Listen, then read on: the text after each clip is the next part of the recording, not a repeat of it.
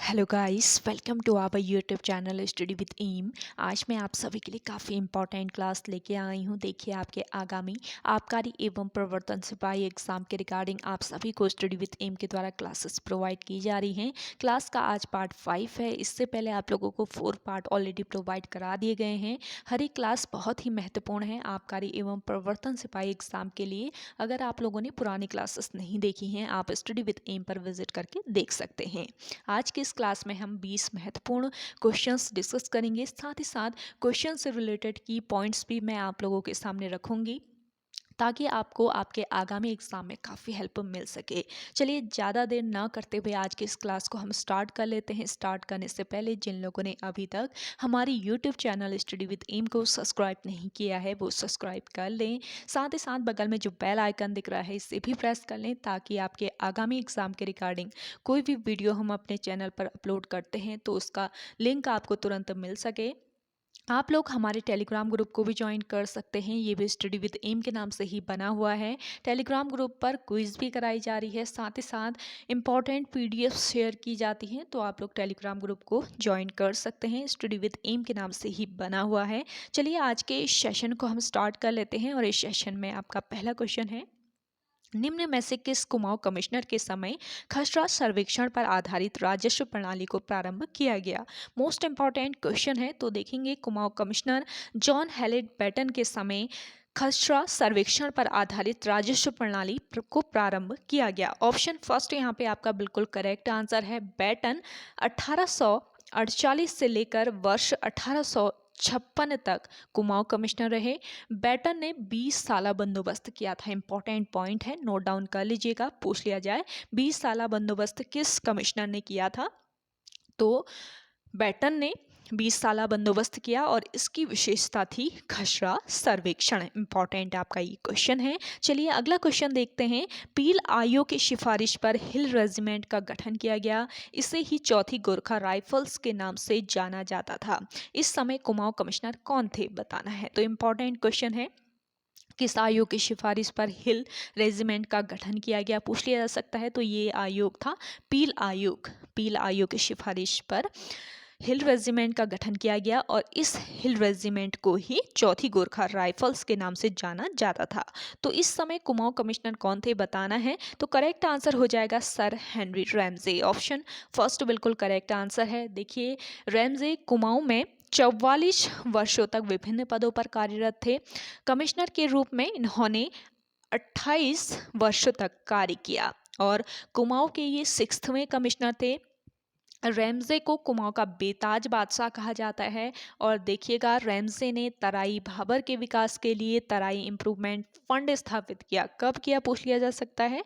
तो आपको याद रखना है, 1883 में रैमजे ने तराई भाबर के विकास के लिए तराई इम्प्रूवमेंट फंड स्थापित किया। और उत्तराखंड में आपदा प्रबंधन का प्रथम प्रयास भी सर हेनरी रैमजे द्वारा किया गया।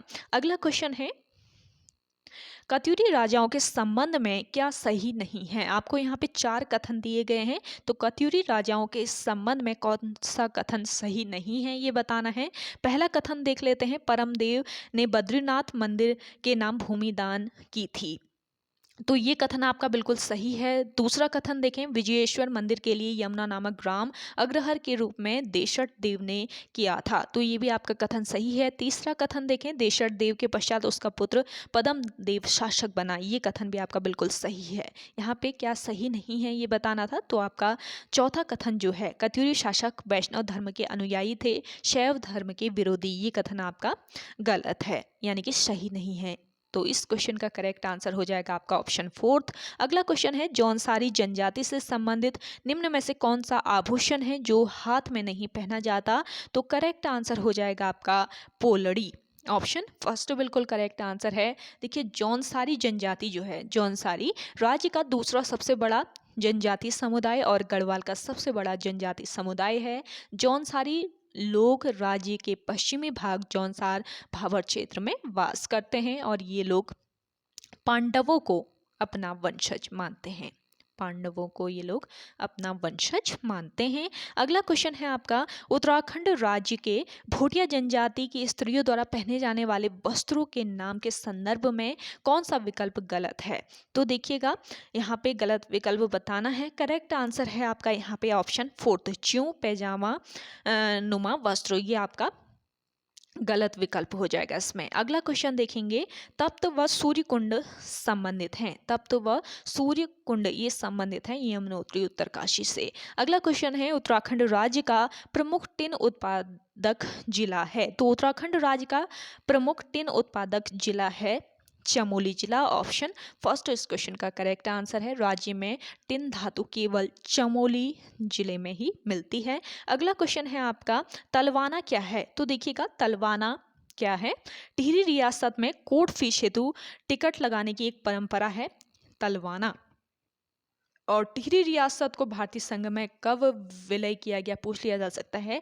1 अगस्त 1949, आपको याद रखना है, 1 अगस्त 1949 को टिहरी रियासत का भारतीय संघ में विलीनीकरण हुआ था। अगला क्वेश्चन है, बुजिया कु बाग का अर्थ है। तो देखिएगा, बुजिया कु बाग, इसका अर्थ हो जाएगा भ्रम होने पर झाड़ी भी बाग की तरह दिखाई देती है। तो यहाँ पे आपका ऑप्शन फर्स्ट बिल्कुल करेक्ट आंसर है। अगला क्वेश्चन देखेंगे, बणिया भाजी गे कटकू कोची गे गढ़वाली मुहावरे का अर्थ क्या है, ये बताना है। तो स्वयं पलायन करके दूसरों के लिए मुसीबत खड़ी कर जाना, तो ये इसका अर्थ है। ऑप्शन फर्स्ट बिल्कुल करेक्ट आंसर आपका हो जाएगा।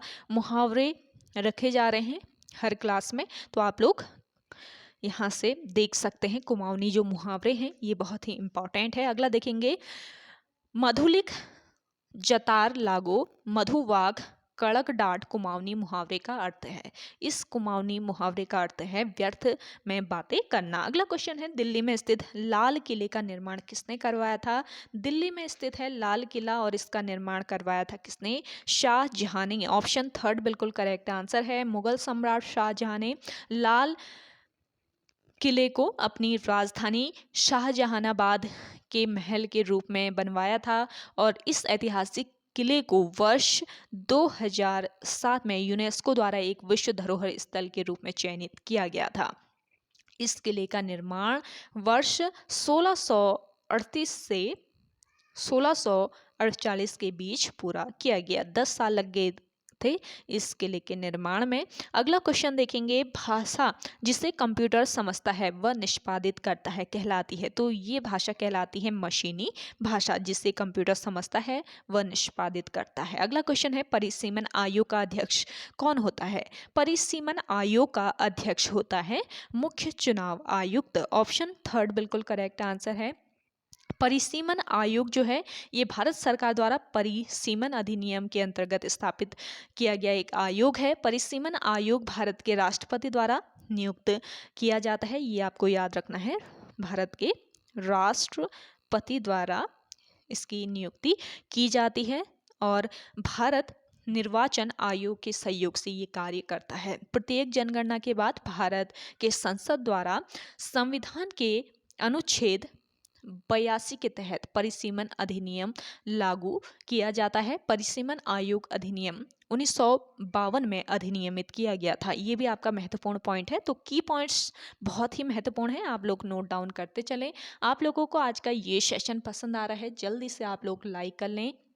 जिन लोगों ने अभी भी हमारे YouTube channel study with M को सब्सक्राइब नहीं किया है वो सब्सक्राइब कर लीजिए। आप लोगों का सपोर्ट बहुत ज़रूरी है हमारे लिए। और जल्द ही 40 के की फैमिली हमारी पूरी होने वाली है। तो जल्दी से जिन लोगों ने अभी भी सब्सक्राइब नहीं किया है, आप लोगों को इस महीने के एंड में 40 के सब्सक्राइबर्स पूरे करने हैं। तो जितना हो सके आप लोग शेयर कीजिएगा वीडियोस को, और साथ ही साथ चैनल अगर आप लोगों ने सब्सक्राइब नहीं किया है तो सब्सक्राइब जरूर कीजिएगा।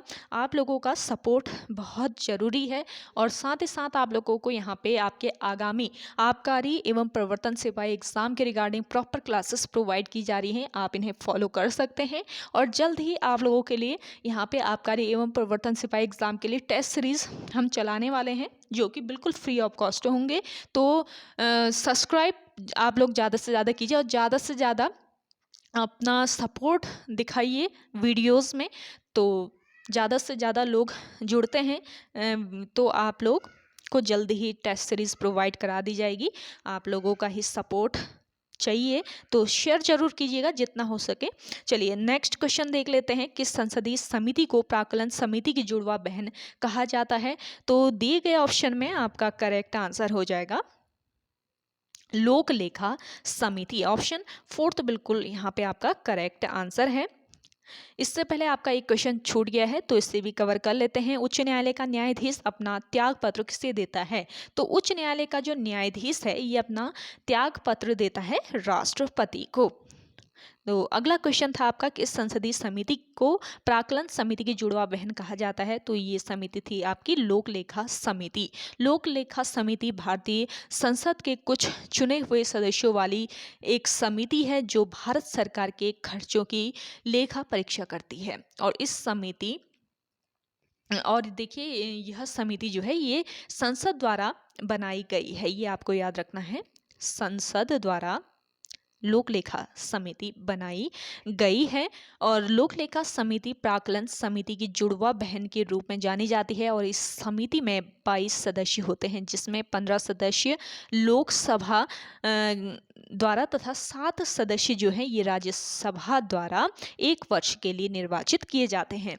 लोक लेखा समिति को वर्ष 1921 में भारत सरकार अधिनियम 1919 के माध्यम से गठित किया गया था। तो इम्पॉर्टेंट की पॉइंट्स को नोट डाउन जरूर कर लीजिएगा आप लोग। अगला क्वेश्चन देखते हैं। निम्नलिखित में से कौन poverty and un British rule in India के लेखक हैं, ये बताना है। तो यहाँ पे आपका करेक्ट आंसर हो जाएगा दादा भाई नौरोजी। और poverty and un British rule in India इस पुस्तक में दादा भाई नौरोजी ने आर्थिक विकास की अवधारणा प्रस्तुत की थी, ये आपको याद रखना है। अगला क्वेश्चन देखेंगे, क्लाइव को बंगाल का गवर्नर कब बनाया गया? तो देखिएगा बंगाल का गवर्नर क्लाइव को बनाया गया कब? 1757 में, यानी कि ऑप्शन सेकंड बिल्कुल राइट आंसर आपका यहाँ पे हो जाएगा। अगला क्वेश्चन है, मुगल बादशाह ने किसे नवाब की पदवी प्रदान की थी? तो देखिएगा मुगल बादशाह ने नवाब की पदवी प्रदान की थी डुप्ले को। ऑप्शन फर्स्ट इस क्वेश्चन का करेक्ट आंसर है। नेक्स्ट क्वेश्चन देखेंगे, शिवाजी का राज्याभिषेक कहाँ हुआ था? शिवाजी का राज्याभिषेक हुआ था कहाँ पर? रायगढ़ में। ऑप्शन फर्स्ट इस क्वेश्चन का करेक्ट आंसर है। शिवाजी को 1674 में मराठा साम्राज्य के छत्रपति के रूप में ताज पहनाया गया, यानी कि 1674 में इनका राज्याभिषेक हुआ। 1674 में शिवाजी ने रायगढ़ को अपनी राजधानी बनाई थी, तो यहीं पे इनका राज्याभिषेक किया गया, ये आपको याद रखना है। ओके गाइस, आज के इस सेशन में इतना ही। आई होप आप सभी को आज का ये सेशन काफ़ी पसंद आया होगा। अगर आप सभी को आज का ये सेशन पसंद आता है तो इस सेशन को लाइक कीजिएगा, शेयर कीजिए। जिन लोगों ने अभी भी हमारे YouTube channel study with M को सब्सक्राइब नहीं किया है वो सब्सक्राइब कर लीजिए। एंड आप लोगों ने अगर पुरानी क्लासेस नहीं देखी हैं, अभी तक आप लोगों को 4 क्लास ऑलरेडी मैं प्रोवाइड करा चुकी हूँ, आज ये 5th क्लास है। तो आप लोगों ने पुरानी क्लासेस नहीं देखी हैं, आप स्टडी विद एम पर विजिट करके देख लीजिएगा।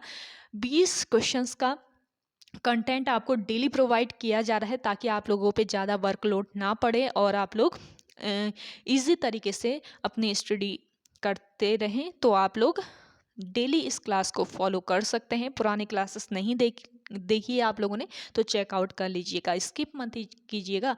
तो जो क्लास है वो बहुत ही इंपॉर्टेंट है, साथ ही साथ की पॉइंट आप लोग नोट करते रहें तो आपकी स्टडी बहुत ही बेहतर हो जाएगी और आपको आपके आगामी एग्ज़ाम में बहुत ही हेल्प मिलने वाली है इन क्लासेस से।